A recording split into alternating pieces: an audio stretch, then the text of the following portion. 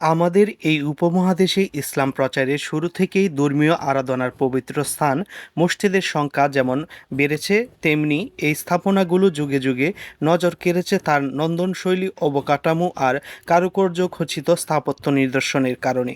দেশের বিভিন্ন স্থানে নামকরা ঐতিহাসিক মসজিদগুলোর পাশাপাশি নান্দনিক কারুকার্য খচিত মসজিদগুলো মানুষের নজর কেড়েছে।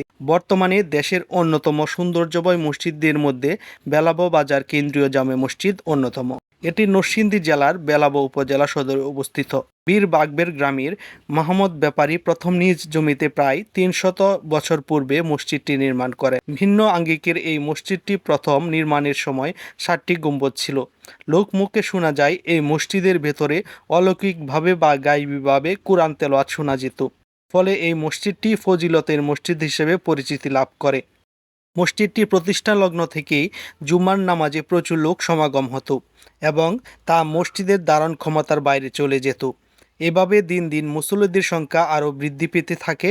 সময় সময় এলাকার মানুষের হাত ধরে এর উন্নয়ন কাজ চলে।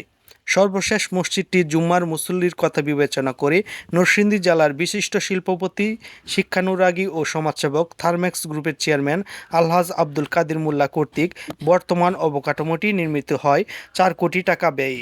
এর ফলে মসজিদটির ধারণ ক্ষমতা ১২,০০০ জন হয়।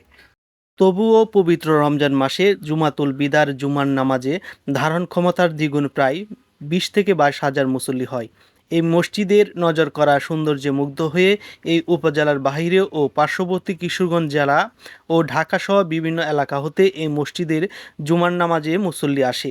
অপরূপ সৌন্দর্যের অধিকারী এই মসজিদটি বর্তমানে এই উপজেলার একটি দর্শনীয় স্থান হিসেবে ও বিশেষ পরিচিতি লাভ করেছে এর সুনিপুণ নির্মাণশৈলীর কারণে।